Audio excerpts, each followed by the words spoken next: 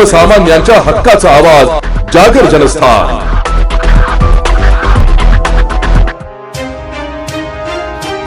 भागातील वारंवार खंडित होणारा वीज पुरवठा, तक्रार निवारण व्यवस्थेतील त्रुटी, बंद असलेले संपर्क क्रमांक तसेच नागरिकांना होत असलेल्या विविध समस्यांबाबत आम्ही नाशिक रोडकर कृती समिती यांच्या वतीने महावितरण नाशिक परिमंडळाचे मुख्य अभियंता सुंदर लटपटे यांची भेट घेऊन सविस्तर चर्चा केली आहे। यावेळी विविध मागण्यांचे निवेदन सादर करण्यात आले।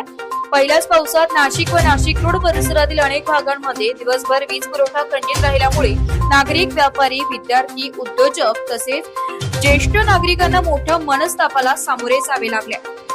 1 महिन्याचे वीज बिल थकल्यास तत्काळ कारवाई करणाऱ्या महावितरणाने नागरिकांना तासोतास अंधारात ठेवणे ही गंभीर बाब असल्याचं प्रतिनिधींनी यावेळी निदर्शनास आणून दिलंय। वीज पुरवठा खंडित झाल्यानंतर तक्रार नोंदविण्यासाठी नागरिकांनी संपर्क साधला असता अनेक वेळा दूरध्वनी क्रमांक बंद असल्याचं आढळून आलंय किंवा कोणताही प्रतिसाद मिळाला नाही।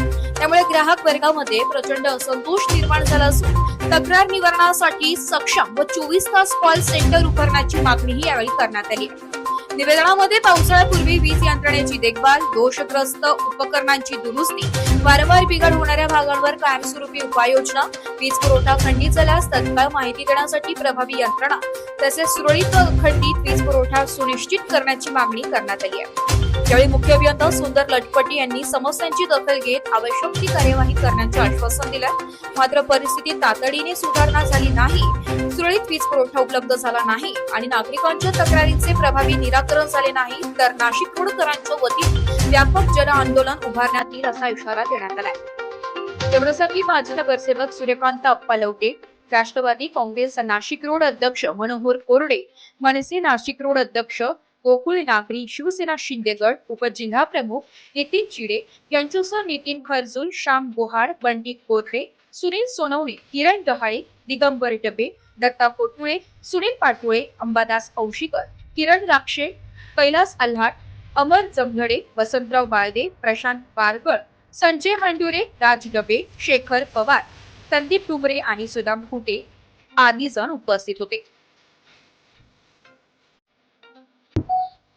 नाशिक परिसरातील सर्व सामाजिक कार्यकर्ते, त्याचबरोबर सर्व राजकीय पक्षाचे पदाधिकारी कृती समितीच्या वतीनं नाशिक परिसरातील 6-6, 8-8 घंटे लाईट विभाग, विद्युत विभाग बंद असल्यामुळे घराघरात लाईटी नाही। नाशिक परिसरामध्ये पूर्ण रात्र अंधारात लोकांनी काढली आणि अशा या परिस्थितीमध्ये वितरण विभागाचा धिक्कार करण्यासाठी आम्ही या सर्व ठिकाणी सर्वपक्षीय पदाधिकारी उपस्थित झालो आहोत।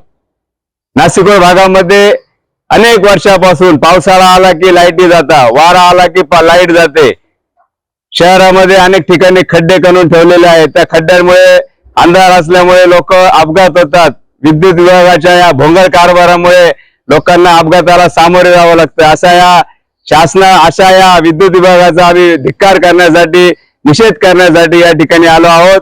नाशिक विभागातील सर्व पक्षीय, शिवसेना पक्ष असेल, राष्ट्रवादी काँग्रेस असेल, या सर्व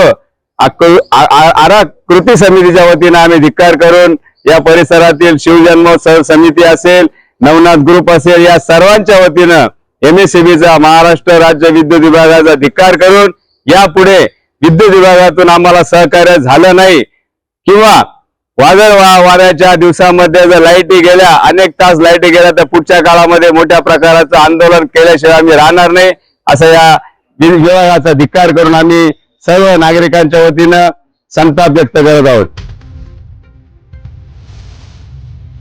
जागर जनस्थानसाठी संदीप पावसे।